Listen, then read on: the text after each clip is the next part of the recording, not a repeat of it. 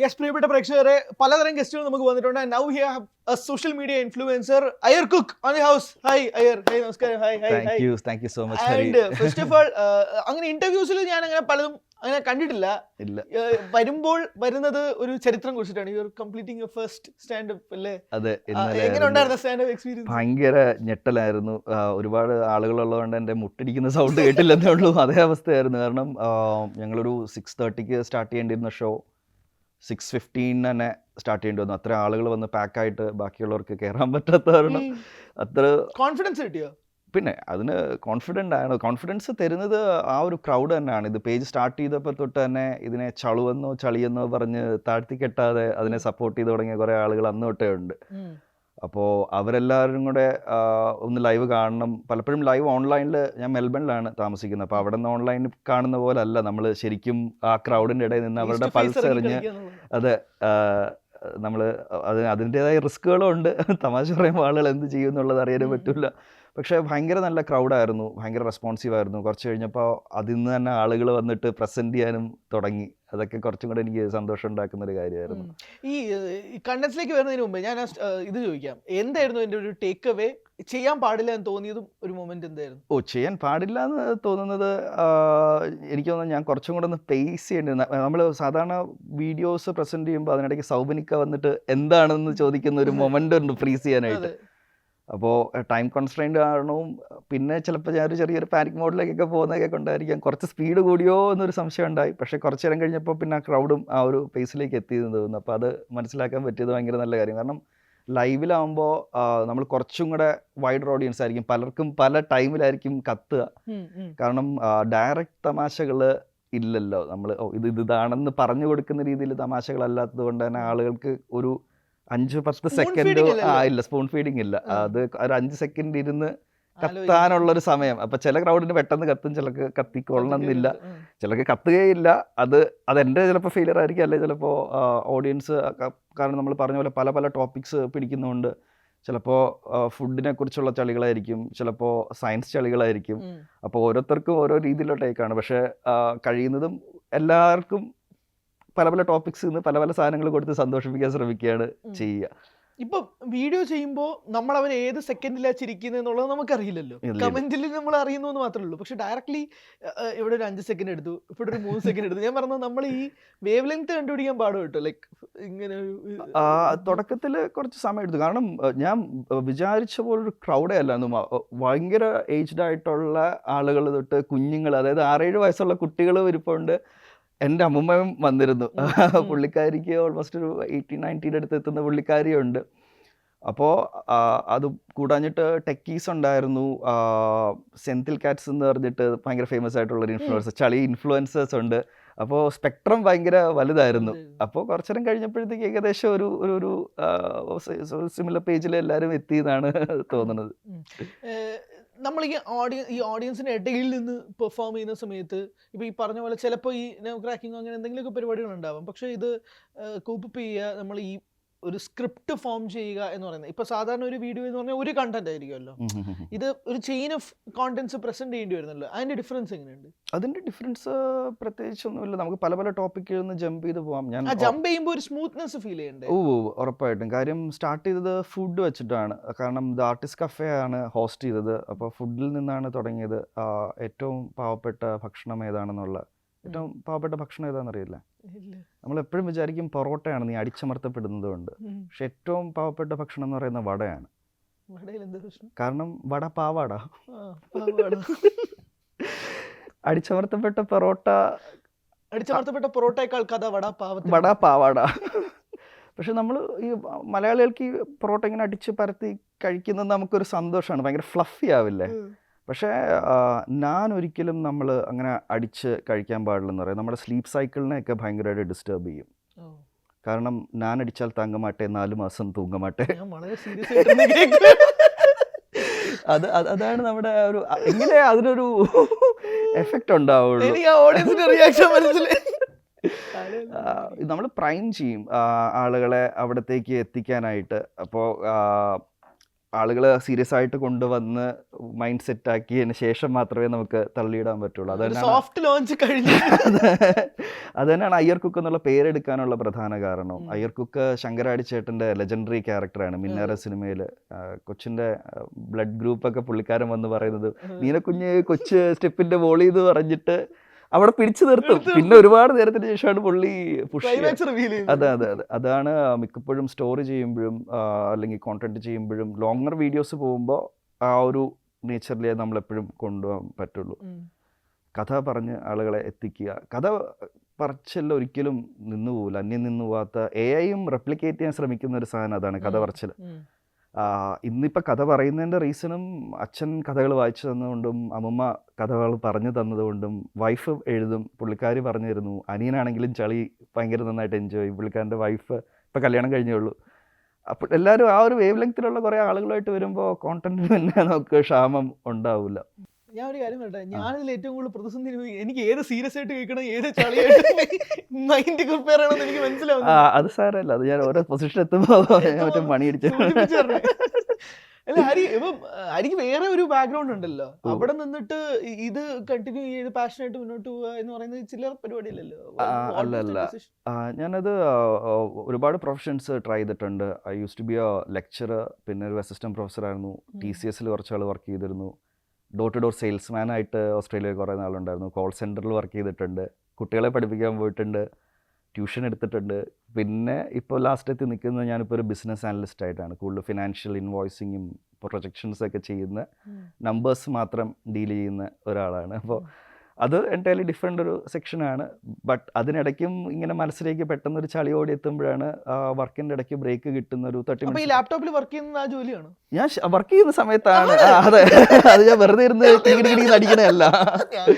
ഞാൻ വർക്ക് ചെയ്യുമ്പോൾ ഒരു 30 മിനിറ്റ് ലഞ്ച് ബ്രേക്ക് ഒക്കെ കിട്ടുമ്പോഴായിരിക്കും ഒരു വീഡിയോ ഷൂട്ട് ചെയ്യുക. കാരണം 2.5 വയസ്സുള്ള കുഞ്ഞും കൂടെ ഉള്ളതുകൊണ്ട് ഭാര്യ ഒരുപാട് സപ്പോർട്ട് ചെയ്യുന്നുണ്ട്. കാരണം കുറേ സമയം അവൾ കവർ ചെയ്യുമ്പോഴായിരിക്കും 1 മിനിറ്റ് ആയിരിക്കും ഒരു വീഡിയോ എടുക്കാൻ, അല്ലെങ്കിൽ 5 മിനിറ്റ് ആയിരിക്കും കിട്ടുക. അപ്പോൾ ഫോൺ അവിടെ വെക്കുക, ടൈപ്പ് ചെയ്യുന്നതിനിടയ്ക്ക് തന്നെ തിരിഞ്ഞു നോക്കുക, ക്വസ്റ്റ്യൻ ചോദിക്കുക, ആൻസർ അപ്പോൾ തന്നെ റിവീൽ ചെയ്യുക. 13 സെക്കൻഡ്സിനകത്ത് എപ്പോഴും അത് ചെയ്യാനും ശ്രമിക്കും. കാരണം അറ്റൻഷൻ സ്പാൻ ആളുകളുടെയും ഇൻക്ലൂഡിങ് മൈസെൽഫ് നമുക്കെല്ലാവർക്കും ഇപ്പോൾ വളരെ കുറഞ്ഞുകൊണ്ടിരിക്കുന്ന സമയത്ത് 33 സെക്കൻഡാണ് മാക്സിമം. അങ്ങനത്തെ വീഡിയോസാണ് പോപ്പുലർ ആവുന്നത്. ഇൻസ്റ്റാഗ്രാം പുഷ് ചെയ്യുന്നതും അതാണ്. പക്ഷെ അതിനിടയ്ക്ക് അത്രത്തോളം നല്ലൊരു ഓഡിയൻസ് ഉണ്ടെന്നുള്ളത് കൊണ്ട് ചില സമയങ്ങളിൽ 1.5 മിനിറ്റ് 2 മിനിറ്റ് വരെ പോകുന്ന ലോങ്ങർ വീഡിയോസ് ചെയ്യാറുണ്ട്. അപ്പോൾ അതിനകത്തൊരു കഥയുണ്ടാവും, കഥയിലൊരു ട്വിസ്റ്റ് ഉണ്ടാവും എന്ന് പറഞ്ഞിട്ട് കൊണ്ടുപോകാറുണ്ട്. ഈ ഡ്യൂറേഷൻ ഭയങ്കര ഇമ്പോർട്ടൻ്റ് ആണ്. ഇപ്പം ഇത് നമ്മൾ വീഡിയോ തുടങ്ങുന്ന ഒരു 3 സെക്കൻഡ്സ് ഭയങ്കര ഇമ്പോർട്ടൻ്റ് ആണെന്ന് ഞാൻ കേട്ടു. അതെ അതെ അതെ, ഫസ്റ്റത്തെ ഹുക്കിലാണ്. അപ്പോൾ അതുകൊണ്ട് തന്നെയാണ് ഈ ടൈപ്പിംഗ് എന്ന് പറയുന്ന സൗണ്ട് എപ്പോഴും ഒരു ടൈപ്പിംഗ് സൗണ്ട് ഉണ്ടാവും. അപ്പോൾ അത് ഈ പറഞ്ഞ കണക്ക് ആളുകൾക്ക് കുറച്ചും കൂടെ ആളുകളെ പ്രൈം ചെയ്ത് വെച്ചേക്കാണ്. എൻ്റെ ഓഡിയൻസിന് ആ ഒരു click click click click sound കേൾക്കുമ്പോൾ ഉടനെ ആളുകളുടെ മനസ്സിലേക്ക് അയ്യർ കുക്കിൻ്റെ വീഡിയോ എന്ന് പറഞ്ഞിട്ട്, അപ്പോൾ അതാണ് എൻ്റെ ഒരു ഹുക്ക് കൊടുത്തേക്കുന്നത്. പിന്നെ എപ്പോഴും സൗബിൻ ചേട്ടൻ വന്നിട്ട് എന്താണ്, എനിക്ക് എന്നെക്കാളും കൂടുതൽ ആളുകൾ സൗബിൻ ചേട്ടനെ എൻ്റെ ചാനലിൽ കൂടെ കാണുന്നുണ്ടാവും. പുള്ളി 2-3 പോസ്റ്റൊക്കെ ലൈക്ക് അടിച്ചിട്ടുണ്ട്. എപ്പോഴെങ്കിലും കാണുകയാണെന്നുണ്ടെങ്കിൽ ക്ഷമിക്കണം. കുഴപ്പമില്ലാതെ കുറച്ച് സെലിബ്രിറ്റീസ് ഒക്കെ ഇടയ്ക്കിടയ്ക്ക് വന്നിട്ട് ഫോളോ ചെയ്യുന്നത്. പേളിമാണി, അതെ അതെ അതെ, പുള്ളിക്കാരൻ 2-3 വീഡിയോസ് ലൈക്ക് ചെയ്തിട്ടുണ്ട്. ചിലപ്പോൾ റീസെൻ്റ് ആയിട്ട് മിസ്റ്റർ ഉണ്ണി മുകുന്ദൻ കമൻറ്റ് ചെയ്തിരുന്നു. പുള്ളിയെ ഇങ്ങനെ വളച്ചു വെച്ചിട്ട് ഉണ്ണി ആർച്ച എന്ന് പറഞ്ഞൊരു പോസ്റ്റ് ചെയ്തിരുന്നു. പുള്ളി അത് 3-4 സ്ലൈഡ് ഉണ്ടായിരുന്നു. ആദ്യത്തെ സ്ലൈഡിൽ ഉണ്ണി മുകുന്ദൻ്റെ പഴയ കാലത്തൊരു ഫോട്ടോയും പിന്നെ ഇപ്പോഴത്തെ ഒരു ഫോട്ടോയും. ഇപ്പോഴത്തെ ഫോട്ടോയുടെ സൈഡിൽ എഴുതിയിരിക്കുന്നത് ഉണ്ണിയപ്പം, പിന്നെ പഴയ ഫോട്ടോയുടെ സൈഡിലൊരു ഉണ്ണിയപ്പത്തിൻ്റെ ഫോട്ടോയും, ഉണ്ണിയപ്പം. പിന്നെ ഉണ്ണിയെ കൊന്നില്ല. ഒരു നമ്മുടെ മലയാള ഭാഷയുടെ ഒരു ഭംഗി റിവീൽ ചെയ്യാനുള്ള സാധനങ്ങളാണ്. പിന്നെ പുള്ളിയുടെ തന്നെ കുഞ്ഞിക്കാലത്ത് ഒരു ഫോട്ടോ വെച്ചിട്ട് കായംകുളം, അത് കൊച്ചുണ്ണിയാണല്ലോ, അങ്ങനെ കൊച്ചുണ്ണി എന്ന് പറഞ്ഞൊരു അങ്ങനെ 3 സ്ലൈഡ്സ് ഉണ്ടായിരുന്നു. പുള്ളിയുടെ കമന്റ് വന്നത് I was waiting for the 4th slide എന്നായിരുന്നു. ഹരിപ്പം ഈ കണ്ടന്റ് കണ്ടുപിടിക്കുക എന്ന് പറയുന്നത് ചെറിയ പരിപാടിയല്ല. അപ്പം ഞാൻ എപ്പോഴും എനിക്ക് ഭയങ്കര ഈ സ്റ്റാൻഡപ്പ് കൊമീഡിയൻസ് പ്രത്യേകിച്ച് ഹ്യൂമർ കൈകാര്യം ചെയ്യുന്നത് ഇത് എങ്ങനെയാണ് ഇവരുടെ സ്ക്രിപ്റ്റ് ഡെവലപ്പ് ചെയ്യുക എന്നുള്ളത് ചോദിക്കാറുണ്ട്. How do you come with this contents? Content ഞാൻ പറഞ്ഞല്ലോ, നമ്മുടെ കോൺവെർസേഷൻസിനകത്ത് നിന്ന് തന്നെയാണ്. ഇതിന് അങ്ങനെ പ്രത്യേകിച്ചൊരു ഹെവി പ്രോസസ്സ് ഉണ്ടോ എന്ന് വെച്ച് കഴിഞ്ഞാൽ ചിലപ്പോൾ ഈ പറഞ്ഞ സയൻറ്റിഫിക് ആയിട്ടുള്ള ചളികൾ ഉണ്ടാക്കാനായിട്ട് ചിലപ്പോൾ എഫേർട്ട് എടുത്ത് അവിടത്തേക്ക് എങ്ങനെ കൊണ്ടെത്തിക്കുക എന്ന് പറഞ്ഞാൽ കോമൺ ക്രൗഡിനും അത് അപ്പീൽ ചെയ്യുന്ന രീതിയിൽ മാത്രമേ നമുക്ക് കൊണ്ട് എത്തിക്കാൻ പറ്റുള്ളൂ. അപ്പോൾ which might be the best way എന്നുള്ളത് നമ്മൾ പല പല ഐട്രേഷൻസ് ട്രൈ ചെയ്യും ചിലപ്പോൾ. അതിൻ്റെ മിക്കവാറും ഇരയാവുന്നത് എൻ്റെ വൈഫാണ്.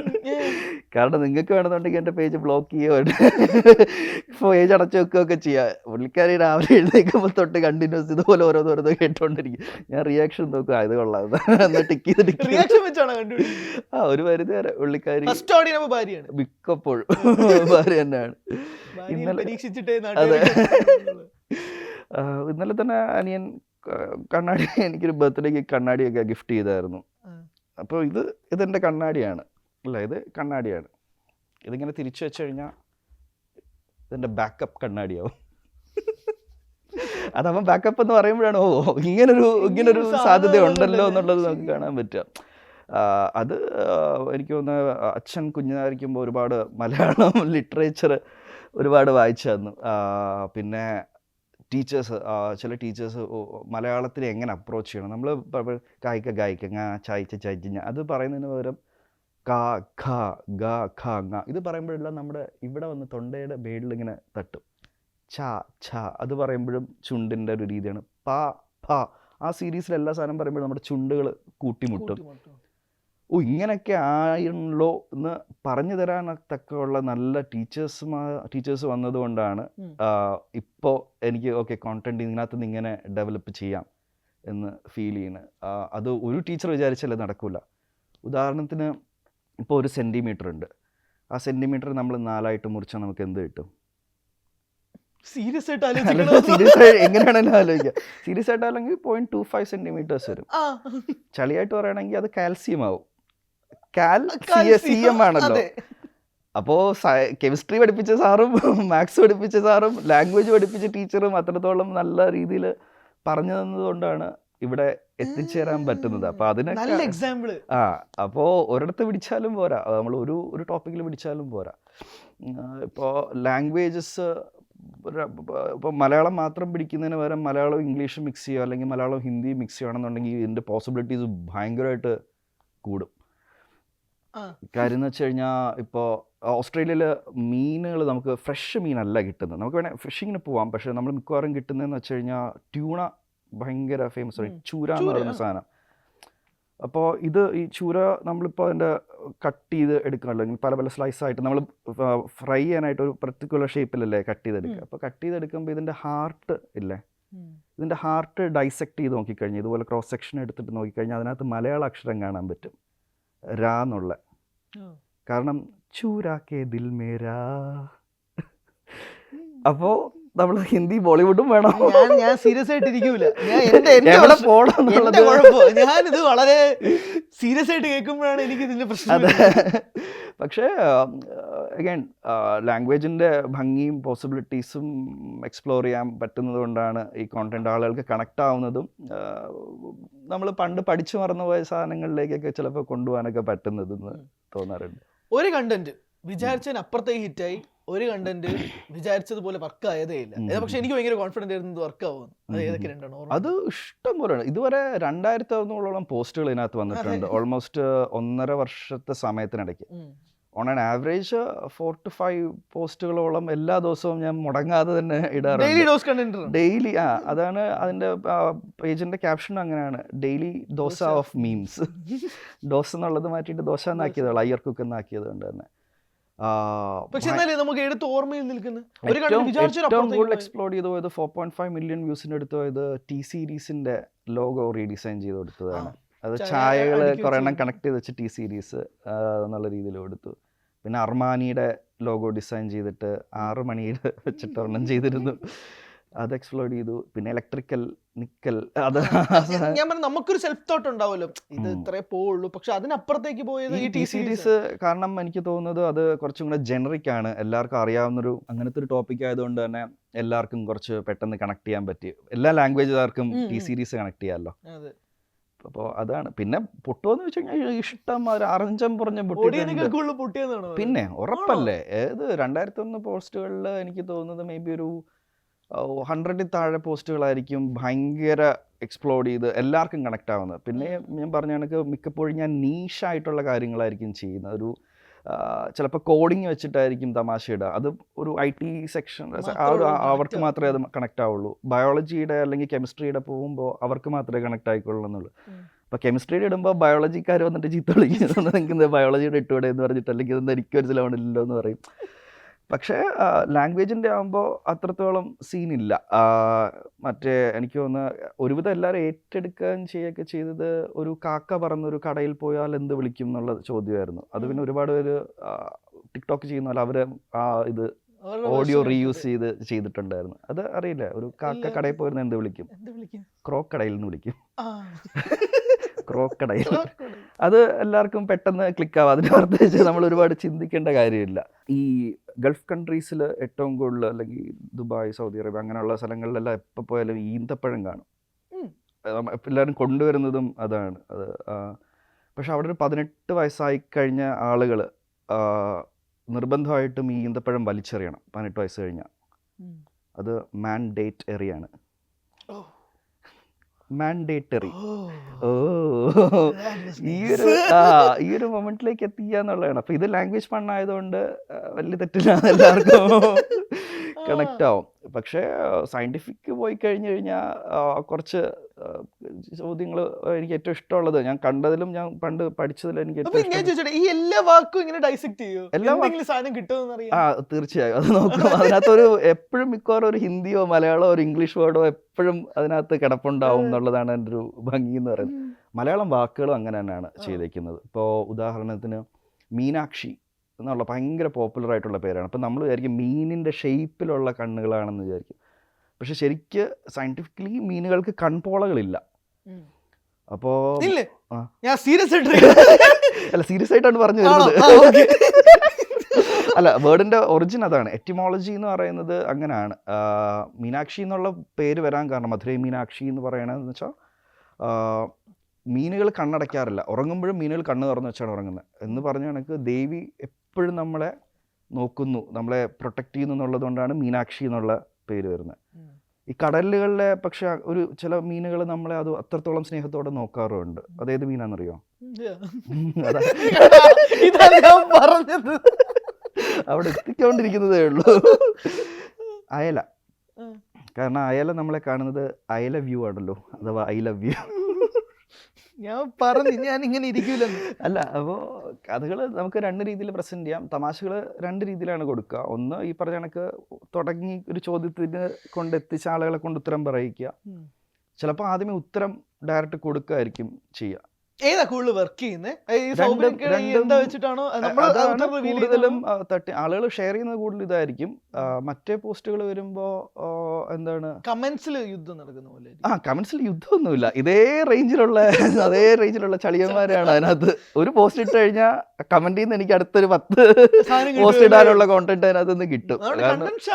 ഇല്ല, അതിനു വേണ്ടി കിടിലം കുറെ മനുഷ്യന്മാരുണ്ട്. ആസ്ട്രോ ബോയ് എന്നുള്ള പേരിൽ ഒരു പുള്ളിക്കാരനുണ്ട്. ഇൻസ്റ്റാ ഹാൻഡിലാണ് പറഞ്ഞത്.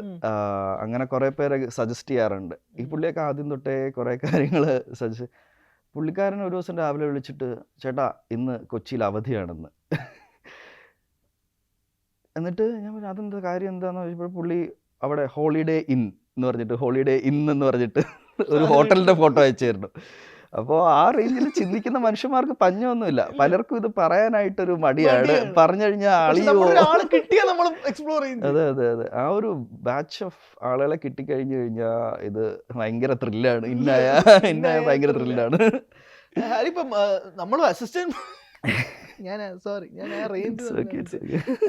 പ്രൊഫസറായിട്ട് നിൽക്കുമ്പോൾ I am not saying this is not a serious job. പക്ഷെ അതെന്ന് പറഞ്ഞാൽ അതിൻ്റെതായ നമ്മളൊരു ഇത് നിൽക്കണമല്ലോ. നമ്മൾ പിള്ളേരെ നോക്കുകയാണ്, അപ്പോൾ അതിൻ്റെതായ ഒരു സീരിയസ്നെസ് ഇതിലുണ്ടാവണം. ഇതിന് അതേപോലെ തന്നെ അതിൻ്റെ സീരിയസ്നെസ്സോട് കൂടി തന്നെ അതിനെ കണ്ടന്റ്സും ഡെലിവർ ചെയ്യുക. ഇതെങ്ങനെയാ ഇത് മാച്ച് ചെയ്യുന്നത്? എനിക്ക് ഇപ്പോഴും പല തമാശകളും പറഞ്ഞിരുന്നത് ഞാൻ പഠിപ്പിച്ചിരുന്ന സ്റ്റുഡൻസ് ആണെന്നുള്ളതാണ് സത്യം. ഞാൻ അവിടെ ക്ലാസ്സിൽ പോയിട്ട് അത്ര സീരിയസ് ആയിട്ട് അല്ല, ഞാൻ നല്ലൊരു ടീച്ചറാവാൻ എപ്പോഴും ശ്രമിച്ചിട്ടുണ്ട്. കാരണം ചില സമയങ്ങളിൽ പ്രത്യേകിച്ച് എൻ്റെ ബാക്ക്ഗ്രൗണ്ട് സിവിൽ എഞ്ചിനീയറിംഗ് ആയിരുന്നു. ഇപ്പോൾ സിവിൽ എഞ്ചിനീയറിംഗിൽ തന്നെ ചില കോർ കോൺസെപ്റ്റുകളുണ്ട്. ഇപ്പോൾ സ്ട്രെങ്ത് ഓഫ് മെറ്റീരിയൽ അല്ലെങ്കിൽ മെക്കാനിക്സ് ഓഫ് സോളിഡ്സ് എന്നൊക്കെ പറയുന്ന സാധനം, അത് പഠിച്ചില്ല എന്നുണ്ടെങ്കിൽ നമുക്ക് മുമ്പോട്ട് പ്രോഗ്രസ് ചെയ്യാൻ പറ്റില്ല. കാരണം പിന്നെ സ്ട്രക്ചറൽ ഡിസൈനൊക്കെ വരുമ്പോൾ ഇതിൽ നിന്നാണ് അത് മുമ്പോട്ടേക്ക് പോവുക. നമ്മൾ നമ്മുടെ ഒരു എഡ്യൂക്കേഷൻ സിസ്റ്റത്തിനകത്ത് ഇപ്പോൾ ഒരു 95% മാർക്ക് മേടിച്ചൊരു കുട്ടി ഭയങ്കര സ്റ്റുഡിയസ് ആണ്, നല്ല മാർക്കാണ്. ഇപ്പോൾ 90ൻ്റെ മേളിൽ മാർക്ക് മേടിച്ചത്. അപ്പോൾ എനിക്ക് മാത്സിൽ 90 മേളിൽ 10ാം ക്ലാസ്സിലുണ്ടെന്ന് വിചാരിച്ചോ. പക്ഷേ ഞാൻ ഒരു 10% പോർഷൻ സ്കിപ്പ് ചെയ്തിട്ടുണ്ടാവും. ആ 10% പോർഷൻ എന്ന് പറയുന്നത് ചിലപ്പോൾ കാൽക്കുലസ് ആയിരിക്കും, ഇൻ്റഗ്രേഷൻ ഡിഫറൻസിയേഷൻ എന്ന് പറയുന്നത്. ഈ സാധനം പഠിച്ചില്ലെങ്കിലും ഞാൻ നല്ല മാർക്കുള്ള കുട്ടിയാണ് 10th. പക്ഷേ എനിക്ക് 11th 12th പോകുമ്പോൾ ഈ ബേസ് ഇല്ല എന്നുണ്ടെങ്കിൽ എനിക്ക് പ്രോഗ്രസ് ചെയ്യാൻ പറ്റില്ല. അതുകൊണ്ട് എനിക്ക് പലപ്പോഴും തോന്നിയിട്ടുള്ളത്, കുട്ടികൾക്ക് അവരുടെ പേസിൽ പഠിക്കാൻ അനുവദിക്കുക. എല്ലാവരും 100% സിലബസ് സമയമെടുത്ത് കംപ്ലീറ്റ് ചെയ്തിട്ടാണ് പ്രോഗ്രസ് ചെയ്യുന്നുണ്ടെങ്കിൽ എല്ലാവർക്കും എല്ലാ കാര്യങ്ങളും നന്നായിട്ട് അറിഞ്ഞ് അടുത്ത സ്റ്റെപ്പ് എടുത്ത് വെക്കാൻ എളുപ്പമാവും. അതൊരു വലിയൊരു ഡ്രോബാക്കാണ് നമ്മൾ ഇരുന്ന് ചിന്തിച്ച് കഴിഞ്ഞാൽ. ചിലപ്പോൾ എനിക്കൊരു മൊഡ്യൂൾ പഠിക്കാൻ 20 മിനിറ്റ് എടുക്കുമായിരിക്കും, അടുത്ത മൊഡ്യൂൾ എനിക്ക് 5 മിനിറ്റ് മതിയാവും. എൻ്റെ ഒരു ഫ്രണ്ടിന് നേരെ തിരിച്ചാവാം. അപ്പോൾ അതുകൊണ്ടാണ് പറഞ്ഞത്, നമ്മൾ ഒരു ടൈമൊക്കെ ഫിക്സ് ചെയ്യുന്നതിൻ്റെയൊക്കെ കാലം മാറേണ്ട സമയമായി. കാരണം ഇപ്പോൾ പഴയ പോലെ അങ്ങനെ നമ്മളിരുന്ന് ആർക്കും ഒരു കാര്യം അറിയണമെന്നുണ്ടെന്നുണ്ടെങ്കിൽ സെക്കൻഡുകൾക്കകം നമ്മുടെ കയ്യിൽ വിവരങ്ങൾ വരും.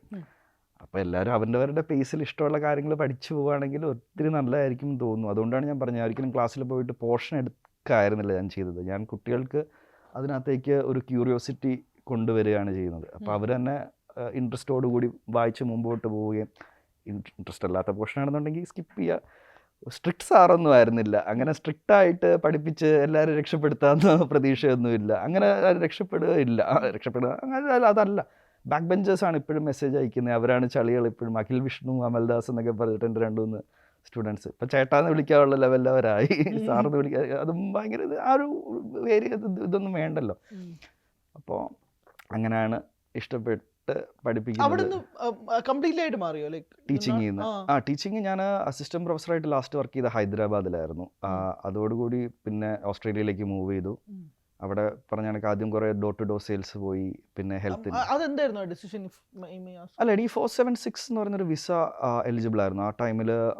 IIT മദ്രാസ്, IIT ഖടഗ്പൂർ, പിന്നെ അണ്ണാ യൂണിവേഴ്സിറ്റി മെയിൻ ക്യാമ്പസ് ഉണ്ടല്ലോ, ഗിൻഡി ക്യാമ്പസ്, അങ്ങനെ 4 യൂണിവേഴ്സിറ്റിയിൽ നമ്മൾ മാസ്റ്റേഴ്സോ എഞ്ചിനീയറിംഗിൽ ചെയ്തിട്ടുണ്ടെങ്കിൽ നമുക്ക് ഓസ്ട്രേലിയയിൽ 1.5 വർഷം വർക്ക് ചെയ്യാൻ പോകാം. അപ്പോൾ അങ്ങനെ പോയിട്ട് വർക്ക് സ്റ്റാർട്ട് ചെയ്തു. പിന്നെ ഇപ്പോൾ ഒരു സ്പോൺസേർഡ് വിസയിലാണ് ഒരു കമ്പനി സ്പോൺസർ ചെയ്യുന്നത്. അങ്ങനെ ബിസിനസ് അനലിസ്റ്റ് എന്നുള്ളൊരു പല ഫീൽഡ് മാറി. അവസാനം ഫൈനലി നമ്പേഴ്സ് ഭയങ്കര ഭംഗിയുള്ള കാര്യങ്ങളാണല്ലോ ഒരിക്കലും. കാരണം നമ്പേഴ്സ് നമ്മളോട് കള്ളം പറയൂല. രാവിലെ ഒരു സ്വഭാവം വൈകിട്ട് ഒരു സ്വഭാവം ആയിരിക്കില്ല. അപ്പോൾ ആളുകളെ ഡീൽ ചെയ്യുന്നതിനേക്കാളും കുറച്ചുകൂടി എളുപ്പമാണ് നമ്പേഴ്സ് ഡീൽ ചെയ്യാൻ. അപ്പോൾ അങ്ങനെ ബിസിനസ് അനലിസ്റ്റ് ആയിട്ട് most of the time work from home ആണ്. ആഴ്ചയിൽ 1-2 തവണ ഓഫീസിൽ പോയാൽ മതി. കാരണം ഓഫീസിൽ പോയിരുന്ന ഇതും കൂടി ഇടാൻ പറ്റൂലല്ലോ. അതെ. പക്ഷേ ആ ഒരു കുറച്ച് സമയം മാത്രം മതി. ഒരു കോണ്ടന്റ് കിട്ടിക്കഴിഞ്ഞ് കഴിഞ്ഞാൽ ചോദ്യം ചോദിക്കുക, ഉത്തരം റെഡിയാണ്. അപ്പോൾ ടെംപ്ലേറ്റും ഓൾറെഡി കട്ട് ചെയ്ത് വെച്ചിട്ടുണ്ട്. ചോദ്യം ചോദിക്കുന്നു, ഉത്തരം പറഞ്ഞു കഴിഞ്ഞാൽ പിന്നെ എഡിറ്റിങ് അധികം സമയം വേണ്ട. അതുകൊണ്ട് തന്നെ പ്രിപ്പറേഷൻ ടൈം അധികം വേണ്ട, വേറെ അതിനുള്ള ചെലവുകളൊന്നുമില്ല. So it's easy job. മനസ്സിലായി. ഒരു സ്റ്റേജ് കിട്ടാൻ എത്രമാത്രം പാടുണ്ട്? അതായത് നമ്മളിപ്പം ഇപ്പൊ ഒരു ഫസ്റ്റ് ഷോ കഴിഞ്ഞല്ലോ, നമ്മളൊരു അടുത്തതിലേക്ക് പിച്ച് ചെയ്യാനോ അല്ലെങ്കിൽ അടുത്ത ആൾ നമ്മൾ വിളിച്ചിട്ട് ഒരു സ്റ്റേജ്, കാരണം നമ്മളൊരു സ്റ്റാൻഡപ്പ് ചെയ്യുമോ എന്നുള്ളത് പലർക്കും അറിയില്ലായിരിക്കാം. അത് കിട്ടാൻ എത്രമാത്രം ഈസിയാണ്? എൻ്റെ കോൺടാക്ട്സ് ബിൽഡ് ചെയ്യാൻ എത്രമാത്രം പാടാണ്? ഞാൻ അയ്യർ കുക്ക് എന്നുള്ള പേരിലാണ് എൻ്റെ ആദ്യത്തെ ഷോ ഇപ്പോൾ ഇന്നലെ കഴിഞ്ഞത്. പക്ഷെ അതിനു മുമ്പ് ഹരികൃഷ്ണൻ US എന്നുള്ള പേരിൽ തന്നെ പലയിടത്തും ഞാൻ അല്ലാതെ സ്റ്റാൻഡപ്പ് ചെയ്തിട്ടുണ്ട്. ഓസ്ട്രേലിയയിൽ തന്നെ M4 എന്ന് പറഞ്ഞിട്ടൊരു മലയാളം ചാനലുണ്ട്, അതിൻ്റെ ഒരു ഇവൻറ്റിന് വേണ്ടിയിട്ട് ചെയ്തിട്ടുണ്ട്. ഒരു ഡോക്ടേഴ്സ് അസോസിയേഷന് ചെയ്തിട്ടുണ്ട്. അപ്പോൾ പക്ഷേ ക്രൗഡ് എൻ്റയർലി ഡിഫറെൻ്റ് ആയിരിക്കും. അപ്പോൾ ചളികളായിരിക്കില്ല. ഈ പറഞ്ഞ കണക്ക് സ്റ്റാൻഡപ്പ് കോമഡി എന്ന് പറയുന്ന വേറൊരു കാറ്റഗറി ഓഫ് ജോക്സ് ആയിരിക്കും. ആളുകൾ സ്റ്റേജിൽ കയറാൻ മടിയൊന്നുമില്ല. ആരെപ്പോൾ വന്ന് വിളിച്ചാലും കയറുക എന്ന് പറഞ്ഞു കഴിഞ്ഞാൽ നാളെ ആണെങ്കിലും ഇപ്പോഴാണെന്നുണ്ടെങ്കിലും റെഡിയാണ്. അതിനൊരു കുഴപ്പമൊന്നുമില്ല. പക്ഷേ കുറച്ചും കൂടെ ഇങ്ങനത്തെ കമ്മ്യൂണിറ്റീസ് ബിൽഡ് ആവണം എന്ന് എനിക്ക് തോന്നുന്നുണ്ട്. ഞാൻ പറഞ്ഞല്ലോ, തിരുവനന്തപുരത്ത് തന്നെ അങ്ങനെ സ്റ്റാൻഡപ്പ് കൊമേഡിയൻസിൻ്റെ ഒരു കമ്മ്യൂണിറ്റി ഉണ്ടെന്ന് വെച്ചാൽ വളരെ കുറവാണെന്നാണ് എനിക്ക് തോന്നിയിട്ടുള്ളത്. അപ്പോൾ ദാർക്ക് ട്രിവാൻഡ്രം എന്ന് പറഞ്ഞിട്ട് ഒരു ഗ്രൂപ്പാണ് ഇപ്പോൾ ഇതിന് ഇൻവൈറ്റ് ചെയ്തത്. അവർ തന്നെ ഒരു കോമഡി ക്ലബ്ബോ അല്ലെങ്കിൽ കോമഡി ലോഞ്ച് ചിലപ്പോൾ ഉടനെ തന്നെ ലോഞ്ച് ചെയ്യാൻ സാധ്യതയുണ്ട്. അപ്പോൾ അങ്ങനെ വരുമ്പോൾ ആളുകൾക്ക് കുറച്ചും കൂടെ കോൺടാക്ട്സ് ബിൽഡ് ചെയ്യുകയും പ്രസൻറ്റേഷൻസ് കുറച്ചും കൂടെ എളുപ്പമാവും എന്ന് തോന്നുന്നു. ഈ പ്രോമിനൻസ് എന്ന് പറഞ്ഞൊരു പരിപാടി ഉണ്ടല്ലോ, ചിലപ്പോൾ നമുക്ക് ഇപ്പോൾ നടക്കുന്ന സാധനങ്ങളെക്കുറിച്ച് ഒരു ഹ്യൂമർ കണ്ടെത്താൻ കഴിഞ്ഞാൽ കുറച്ചുകൂടെ ആളുകളിലേക്ക് വൈഡ് സ്പ്രെഡ്, അങ്ങനെ അതിൽ വിശ്വസിക്കുന്നുണ്ടോ? അതിൽ പറഞ്ഞ കണക്ക് ആളുകൾ ഇമ്മീഡിയറ്റ്ലി വരുന്ന കാര്യങ്ങൾ ശ്രദ്ധിക്കാൻ, അല്ലെന്നുണ്ടെങ്കിൽ കുറച്ചും കൂടെ കോൺട്രവേഴ്ഷ്യൽ ആയിട്ടുള്ള കാര്യങ്ങൾ ചെയ്യാൻ എളുപ്പമാണെന്ന് എനിക്ക് തോന്നിയിട്ടുണ്ട്. ഇപ്പോൾ ഭയങ്കര ഇൻ്റലക്ച്വലായിട്ട് സംസാരിക്കുന്ന ഒരാളാണ് ശ്രീ രമേശ് പിഷാരടി, ഇപ്പോഴത്തെ ബഹുമാനപ്പെട്ട MLA കൂടിയാണ്. ഒരു ചോദ്യം, ഒരൊറ്റ ചോദ്യം, ആ ചോദ്യത്തിന് മുമ്പേ പുള്ളി തലകുനിച്ചിട്ടുണ്ട്. കാരണം പുള്ളി എപ്പോഴും ഭയങ്കര ഉരുളക്കുപ്പേരി എന്ന് പറയുന്ന പോലെ രമേശ് പിഷാരടി ആയിട്ട് പോലും ആ ചോദ്യത്തിന് മുമ്പ് പുള്ളി തലകുനിച്ചു പോകുന്നതാണ്. അതെന്ന് വെച്ചാൽ ബാർബർ പുള്ളി എടുത്ത് ചേട്ടാ തല ഇച്ചിരി ഒന്ന് കുനിക്കുമോ എന്ന് ചോദിച്ചാൽ ആ ചോദ്യത്തിന് മുമ്പിലാണ് പുള്ളി തല കുനിക്കുന്നത്. പക്ഷേ ഫസ്റ്റ് സ്ലൈഡ് അല്ലെങ്കിൽ ഫസ്റ്റ് പിക്ചർ ചോദ്യത്തിന് മുമ്പിൽ തലകുനിച്ച് ശ്രീ രമേശ് പിഷാരടി എന്ന് പറഞ്ഞ ആളുകൾ ഉറപ്പായിട്ടും അത് നോക്കിയിരിക്കും. പിന്നെ മുഖ്യമന്ത്രി പ്രഖ്യാപനത്തിന് വൈകുന്ന സമയത്ത് ഒരു പോസ്റ്റ് ഇട്ടിരുന്നു, മുഖ്യമന്ത്രിയെ തിരഞ്ഞെടുക്കും. മുഖ്യമന്ത്രി ആളുകൾ ആ സമയത്ത് വായിക്കുള്ളത് 100% ഉറപ്പാണ്, മുഖ്യമന്ത്രി എന്ന് വായിക്കുള്ളൂ. അപ്പോൾ മുഖ്യമന്ത്രിയെ തിരഞ്ഞെടുത്തു. അപ്പോൾ അതൊന്ന് സ്വൈപ്പ് ചെയ്യുമ്പോഴത്തേക്കും അൽഫാം മന്തിയാണ് ഏറ്റവും മികച്ച മന്തി എന്ന് പറഞ്ഞ് ഇത്ര പേര് വോട്ട് ചെയ്തെന്ന് പറഞ്ഞാൽ മതി. ഇത് ഒരുപാട് മന്തി കടകൾ പിന്നെ അത് മാർക്കറ്റിംഗ് ആയിട്ട് അവർ ചെയ്തിരുന്നു. എനിക്കൊരു മന്തി പോലും തന്നില്ല. അത് അങ്ങനെ കോണ്ടന്റ് ഇങ്ങനെ സ്പ്രെഡ് ചെയ്ത് പോകാറുണ്ട്. അപ്പോൾ കോൺട്രവേഴ്ഷ്യൽ ടോപ്പിക്സ് എടുക്കാം, പക്ഷേ ഒരിക്കലും പേജിൽ ഡയറക്റ്റ്ലി ഒരു ട്രോളോ ആക്ഷേപിച്ചുകൊണ്ടുള്ള കാര്യങ്ങളോ റിലീജിയനെ ബേസ് ചെയ്തോ ഇല്ല. അത് പണ്ട് ട്രൈ ചെയ്തിരുന്നു, ഇല്ലെന്ന് ഞാൻ പറയണില്ല. അയ്യർ കുക്ക് എന്നുള്ള ആ ഒരു ഫേസ്ബുക്ക് പേജിൽ പണ്ട് ഇങ്ങനത്തെ കുറേ കാറ്റഗറി ഓഫ് ജോക്സ് ഉണ്ടായിരുന്നു. പക്ഷെ എനിക്ക് തോന്നുന്നത് ആളുകളെല്ലാം ആവശ്യത്തിക്കുള്ള സ്ട്രെസ്ഡ് ആണ്, വർക്കിൻ്റെയും വീടിൻ്റെയും എല്ലാത്തിൻ്റെ ഇടയ്ക്ക്. അപ്പോൾ നമ്മൾ ഒരാളെ വേദനിപ്പിച്ചുകൊണ്ട് ഉണ്ടാക്കുന്ന ഒരു തമാശയേക്കാൾ ഒരുപാട് ഭംഗിയുണ്ടാവും ആർക്കും ഉപദ്രവമില്ലാതെ അക്ഷരങ്ങളെയും വാക്കുകളെയും സയൻസിനെയും പിടിച്ച് ചെയ്യുന്ന തമാശകൾക്കെന്ന് എനിക്ക് തോന്നുന്നുണ്ട്. പിന്നെ നല്ല രീതിയിൽ ഇപ്പോൾ ഒരു തമാശ പറയുകയാണെന്നുണ്ടെങ്കിൽ എനിക്ക് പലപ്പോഴും സ്റ്റുഡൻസിൻ്റെ മെസ്സേജസ് വരാറുണ്ട്, ചേട്ടാ നാളെ ഇന്ന പരീക്ഷയാണ്, ഇതുമായിട്ട് ബന്ധപ്പെട്ട ഒരു ചളി പറഞ്ഞു തരുമോ. അത് ഓർക്കുകയും ചെയ്യും. അതാണ് ഞാൻ നേരത്തെ പറഞ്ഞു തുടങ്ങിയത്. എനിക്ക് ഏറ്റവും ഇഷ്ടപ്പെട്ട സയൻറ്റിഫിക് തമാശ എന്ന് പറയുന്നത് ശാസ്ത്രജ്ഞന്മാർ മരിച്ച് സ്വർഗത്തിലെത്തിയതിനു ശേഷം ഒളിച്ചു കളിക്കാൻ പോകുന്നതാണ്. Albert Einstein, Isaac Newton, Schrödinger, ഇവരെല്ലാവരും കൂടെ അവിടുത്തെ ഫേമസ് ആയിട്ടുള്ള കാലത്തെ എല്ലാ ശാസ്ത്രജ്ഞന്മാരും ഒളിച്ചു കളിക്കുകയാണ്. അപ്പോൾ എണ്ണാൻ പോകുന്നത് ആൽബർട്ട് ഐൻസ്റ്റൈൻ ആണ്. പുള്ളി 100 വരെ എണ്ണും. ഇപ്പോൾ പലയിടത്ത് പോയി ഒളിക്കാൻ തുടങ്ങും. ഈ ഷ്രോഡിംഗർ പറഞ്ഞ കണക്ക് ഒരു കാർ പോർച്ചിൽ ഒരു കാർ തുറന്നിട്ട് അതിനകത്ത് ഇരുന്ന് ഒളിച്ചിരിക്കും, കാറിൻ്റെ ഡിക്കിയിൽ. എല്ലാവരും പലയിടത്ത് ഒളിക്കുമ്പോഴും ഇവരിലൊക്കെ ഏറ്റവും സ്മാർട്ടസ്റ്റ് എന്ന് ഇപ്പോഴും കണക്കാക്കുന്ന ഐസക് ന്യൂട്ടനാണ്. ഐസക് ന്യൂട്ടൻ നമ്മൾ ഇപ്പോഴും പ്രകൃതിയിൽ നമ്മൾ ഈ റോക്കറ്റ് അയക്കുമ്പോൾ ഉള്ള തിയറിയും ബാക്കിയുള്ള അന്ന് ഫോർമുലേറ്റ് ചെയ്ത് വെച്ചാണ്. 22-24 വയസ്സിൽ പുള്ളി ഫോർമുലേറ്റ് ചെയ്ത് വെച്ചതാണ്. അതാണ് പുള്ളി ഏറ്റവും ബ്രില്യൻ്റ് എന്ന് പറയുന്നത്. പുള്ളി ഒരിടത്ത് ഒളിക്കാനൊന്നും പോവില്ല. പുള്ളി ഇച്ചിരി മണലൊക്കെ കിടക്കുന്ന ഒരു തറയിൽ പോയിട്ട് ഒരു 1 മീറ്ററുള്ളൊരു സ്ക്വയർ വരയ്ക്കും, ഒരു ചതുരം വരച്ചിട്ട് അതിൻ്റെ നടുക്ക് പുള്ളി ഇങ്ങനെ നടുക്ക് കയറി നിൽക്കും. അപ്പോൾ ഐൻസ്റ്റീൻ എണ്ണിക്കഴിഞ്ഞ് തിരിഞ്ഞ് നോക്കുമ്പോൾ ആദ്യമേ ന്യൂട്ടനെയാണ് കാണുന്നത്. അപ്പോൾ സാറ്റടിക്കും. പക്ഷെ ന്യൂട്ടൺ സമ്മതിക്കില്ല. കാര്യം എന്താണ് അതായത് ഇപ്പം ന്യൂട്ടൺ ഒരു സ്ക്വയറിനകത്താണല്ലോ നിൽക്കുന്നത്, 1 മീറ്ററുള്ള. അത് ന്യൂട്ടൺ പെർ മീറ്റർ സ്ക്വയർ ആണല്ലോ, അത് പാസ്കലാണ്. Newton per metre square pascal. പക്ഷെ ഇത് പറഞ്ഞു കഴിഞ്ഞാൽ പിന്നെ മറക്കൂല. നാളെ എത്ര ദിവസങ്ങൾ കഴിഞ്ഞാൽ പാസ്കൽ എന്ന് പറയുമ്പോൾ ആ കഥയിലേക്ക് നമ്മൾ എത്തുകയും നമ്മൾ ഒരിക്കലും ഇത് മറക്കാതിരിക്കുകയും ചെയ്യും. ഞാൻ newton per metre square pascal പക്ഷെ നമ്മുടെ മനസ്സിലുണ്ട്, പക്ഷെ നമ്മൾ വിട്ടുപോയി. പക്ഷെ ഈ തമാശ ഉള്ളതുകൊണ്ട് ഇനി ഇപ്പോൾ പെട്ടെന്ന് ആരെങ്കിലും ചോദിച്ചു കഴിഞ്ഞാൽ നമ്മൾ മറക്കൂല. അതുകൊണ്ടാണ് education can be made much better with ചളീസ്. ഇന്റലക്ച്വൽ ചളികൾ എക്സിസ്റ്റ് ചെയ്യുന്നുണ്ട്. We do exist. ഇതെങ്ങനെ ഡിഫറൻഷിയേറ്റ് ചെയ്യുക ഇന്റലക്ച്വൽ ചളി? അത് ഓരോരുത്തരുടെ ലെവൽ പോലെ അതിപ്പോൾ സാധാരണ നമ്മളിപ്പോൾ ആ ഒരു ടോപ്പിക്കിലും ബന്ധമില്ലാത്ത ഒരാളെന്നുണ്ടെങ്കിൽ അയാൾക്കത് ഇന്റലക്ച്വൽ ചളി ആയിട്ട് തോന്നാം. ചിലപ്പോൾ നമ്മൾ ഫിസിക്സിൽ തന്നെ എപ്പോഴും കിടന്ന് വിരവുന്ന ഒരാൾക്ക് അതൊരു നോർമൽ ഫിസിക്സും കെമിസ്ട്രിയും ഒക്കെ കിട്ടും. പക്ഷെ ഇതിനകത്തൊന്നും എനിക്ക് വലിയ മാർക്കൊന്നും ഉണ്ടായിരുന്നില്ല, നല്ല ഉഴപ്പനായതുകൊണ്ട് തന്നെ. അതുകൊണ്ട് തന്നെ അതെ അസിസ്റ്റന്റ് പ്രൊഫസറാണ്. അതുകൊണ്ട് തന്നെയാണ് എനിക്ക് നന്നായിട്ട് പഠിപ്പിക്കാൻ പറ്റിയെന്ന് എനിക്ക് തോന്നിയിട്ടുണ്ട്. കാരണം ഞാൻ എവിടെ ഫെയിൽ ആയി. അതെ അതെ അതെ. അപ്പോൾ പഠിക്കുന്ന ഒരാളെ പഠിപ്പിക്കാൻ വലിയ പാടൊന്നുമില്ല. പഠിക്കാത്ത ഒരാൾക്ക് ഒരു ഇൻട്രസ്റ്റ് ഉണ്ടാക്കിയിട്ട് ഇതിങ്ങനെ പറഞ്ഞാലാണ് ഏറ്റവും സിമ്പിളായിട്ടൊരു കാര്യം പറഞ്ഞ് മനസ്സിലാക്കുക എന്ന് പറയുന്നത് ഭയങ്കര ബുദ്ധിമുട്ടാണ്. അത് ആരെങ്കിലും മിസ്കോട്ട് ചെയ്താണോ അതോ ചുമ്മാ പറയണമെന്ന് അറിയില്ല. പക്ഷേ ഐൻസ്റ്റീൻ്റെ തന്നെയാണെന്ന് തോന്നുന്നു. നമുക്കൊരു ടോപ്പിക്ക് ഒരു 6 വയസ്സുകാരുടെ അടുത്ത് എക്സ്പ്ലെയിൻ ചെയ്യാൻ പറ്റിയില്ല എന്നുണ്ടെന്നുണ്ടെങ്കിൽ നമുക്ക് ആ സബ്ജക്റ്റ് അല്ലെങ്കിൽ ആ കാര്യം നമുക്ക് മനസ്സിലായിട്ടില്ലെന്നാണ് അതിൻ്റെ അർത്ഥം. ഏറ്റവും മിനിമൽ വേർഡ്സിൽ പറഞ്ഞ് കൺവേ ചെയ്യുക. പരീക്ഷയ്ക്കും വലിച്ചു വാരി എഴുതാതിരിക്കുക. ബുള്ളറ്റ് പോയിൻറ്റ്സിൽ മാത്രം കാര്യങ്ങൾ എഴുതാൻ പഠിക്കുക. കാരണം ഇപ്പോൾ നമ്മൾ പണ്ട് പരീക്ഷ എഴുതുമ്പോൾ എങ്ങനെയും ഗ്യാസ് അടിച്ച് നിറച്ച് സ്ഥലം തയ്ക്കാൻ നോക്കുക. അതിലൊന്നൊരു കാര്യമില്ല. ടീച്ചേഴ്സ് കറക്റ്റ് ചെയ്യുന്നതെന്ന് വെച്ച് കഴിഞ്ഞാൽ അവർക്കൊരു ആയിരിക്കും, അവർക്ക് അത് വായിക്കാൻ സമയമില്ല. പിന്നെ ടീച്ചേഴ്സിൻ്റെ മൂഡ് എപ്പോഴും നമ്മൾ പ്രാർത്ഥിക്കുന്നതെന്ന് പറഞ്ഞാൽ പരീക്ഷ കഴിഞ്ഞാൽ ടീച്ചറിൻ്റെ മൂഡ് നന്നായിരിക്കണമെന്നാണ്. കാരണം ഞാനും പേപ്പർ കറക്റ്റ് ആയിട്ട് പഠിക്കുമ്പോൾ IPL-ൻ്റെ ഒക്കെ ആണെന്നുണ്ടെങ്കിൽ ഇപ്പം എൻ്റെ ടീം ഒരു 6 അടിച്ചാൽ എന്നാൽ അര മാർക്ക് ഇടേണ്ടത്ര കുറച്ചൊരു മുക്കാലോ അല്ലെങ്കിൽ 1 മാർക്കോ വീഴും. IPL ടീം ഫോളോ ചെയ്യുന്നത്? ഞാൻ പണ്ട് വന്ന സമയത്ത് KKR-നെയൊക്കെ ഫോളോ ചെയ്യാറുണ്ട്. ഇപ്പം അങ്ങനെ IPL കണ്ടിരിക്കുന്നൊന്നുമില്ല. ഞാൻ വെറുതെ ചോദിച്ചത്, കാരണം ഞാനല്ലാതെ വേറൊരു പഞ്ചാബ് കിങ്സ് ആരാധകനെ കാണാൻ വേണ്ടി ഞാൻ പഞ്ചാബ് കിങ്സ് 11 നല്ല ഇഷ്ടമാണോ? എനിക്ക് ഇപ്പം സഞ്ജു സാംസൺ പക്ഷെ മാറിയല്ലേ, സഞ്ജു ഇപ്പൊ ചെന്നൈയിൽ. മാറി. പക്ഷെ ഇപ്പോ സൂര്യവംശി അല്ലേ, വൈഭവ് സൂര്യവംശി, പുള്ളിക്ക് നമ്മൾ പലപ്പോഴും ശ്രദ്ധിക്കാറുണ്ട്, പുള്ളി ഇത്രയും നമുക്കും ചിന്തിക്കാൻ പറ്റാത്ത ലെവലിലേക്കാണ് ഒരു 15 വയസ്സാൻ്റെ വളർച്ച. അതെ അതെ അതെ അതെ, പുള്ളിക്ക് യുണീക്കായിട്ട് 3 കാര്യങ്ങളുണ്ട്, അതാണ് പ്രത്യേകം. ഒരു 3 കാര്യങ്ങളിൽ ഒന്ന് പുള്ളിയുടെ പാസ്പോർട്ട്, ആധാർ കാർഡ്, പിന്നെ ഫിംഗർ പ്രിന്റ്.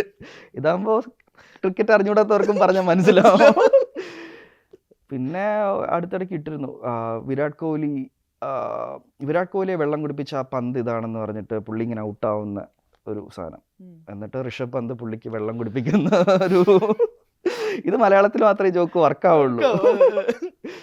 അങ്ങനെ പിന്നെ പാൻറ്റ് എന്നാൽ എഴുതുന്നത് PANT എന്നാണല്ലോ. അപ്പോൾ PANT പാൻറ്റ് ഇല്ലാതെ ഇന്ത്യൻ ക്രിക്കറ്റ് ടീം ഗ്രൗണ്ടിൽ എന്ന് പറഞ്ഞിട്ട് ഇടയ്ക്ക് ഇട്ടിരുന്നു. അത് പുള്ളി ഒരു ടീമിൽ ഇടയ്ക്ക് ഡ്രോപ്പ് ചെയ്തിരുന്നില്ലേ, അതായിരുന്നു.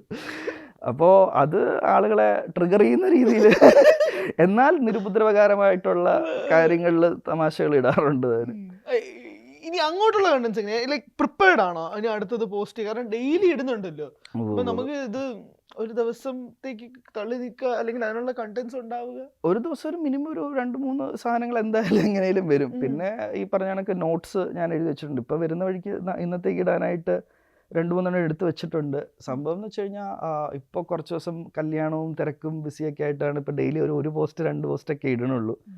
പക്ഷേ തിരിച്ച് ഓസ്ട്രേലിയയിലേക്ക് എത്തിയ വർക്ക് റുട്ടീനും അതൊക്കെ ആയി കഴിഞ്ഞാൽ പിന്നെ കുറച്ചും കൂടെ കൂടുതൽ കോണ്ടന്റ്സ് ഇടാൻ പറ്റും. ഇതിനകത്ത് മോണിറ്റൈസേഷൻ പരിപാടിയൊന്നും ഇല്ലല്ലോ? ഫേസ്ബുക്കിൽ ഇടയ്ക്ക് ഉണ്ടായിരുന്നു. അതായത് നമ്മൾ ഇൻസ്റ്റയിൽ പോസ്റ്റ് ചെയ്യുന്ന സാധനം വെറുതെ നമ്മൾ ക്രോസ് പോസ്റ്റ് ചെയ്താൽ, cross post in the sense രണ്ടിടത്തും ഒരേ സമയത്ത് ഷെയർ ചെയ്ത് കഴിഞ്ഞാൽ $200 കിട്ടുമായിരുന്നു. അതായത് 200 എന്ന് പറയുമ്പോൾ എത്ര രൂപ വരും? ഇപ്പോൾ ഒരു 90 അടുത്തില്ലേ, 18,000 അത്രയും രൂപ വെറുതെ കിട്ടും ക്രോസ് പോസ്റ്റ് ചെയ്താൽ. അത് പോസ്റ്റ് ആളുകൾ ലൈക്ക് ചെയ്യണമെന്നൊന്നും ഇല്ല, വെറുതെ ക്രോസ് പോസ്റ്റ് അത് നമ്മൾ എലിജിബിൾ ആകുമ്പോൾ അവർ പറയും you are eligible for this സാധനം എന്ന് പറഞ്ഞിട്ട് അവർ വരും. അപ്പോൾ ഒരു 31 ദിവസം കണ്ടിന്യൂസ്ലി ഒരു പോസ്റ്റെങ്കിലും ഇട്ട് ക്രോസ് പോസ്റ്റ് ചെയ്ത് കഴിഞ്ഞാൽ $200 കിട്ടും.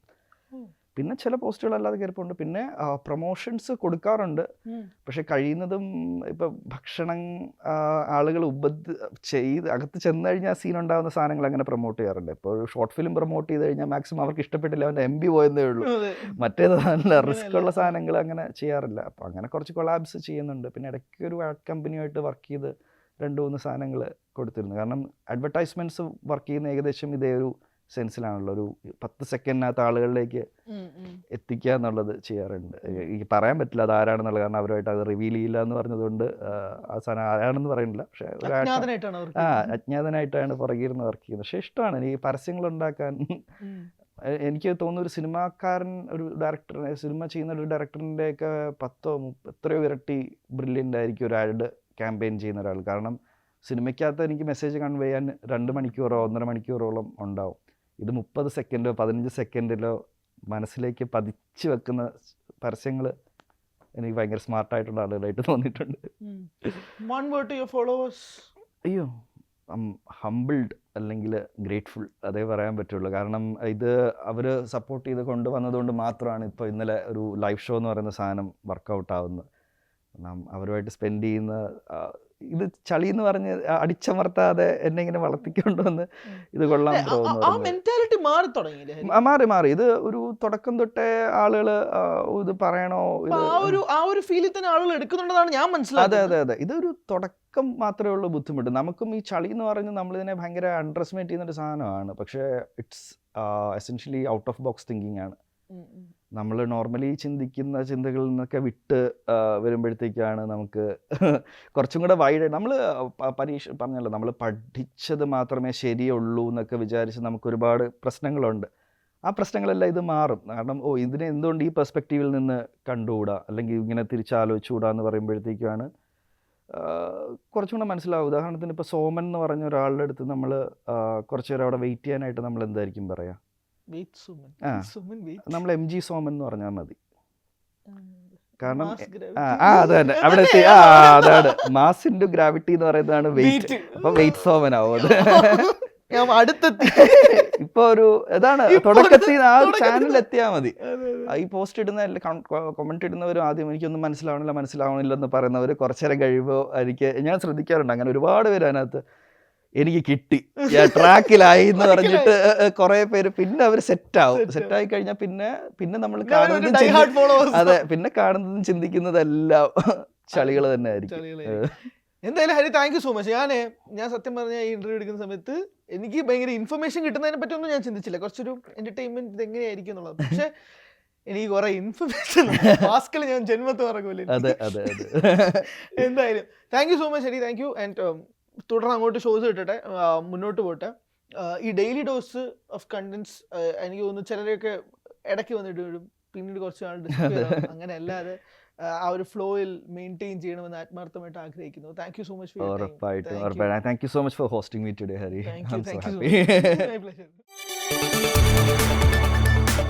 കൂടുതൽ വാർത്തകൾക്ക് News 18 Keralam YouTube channel subscribe ചെയ്യുക.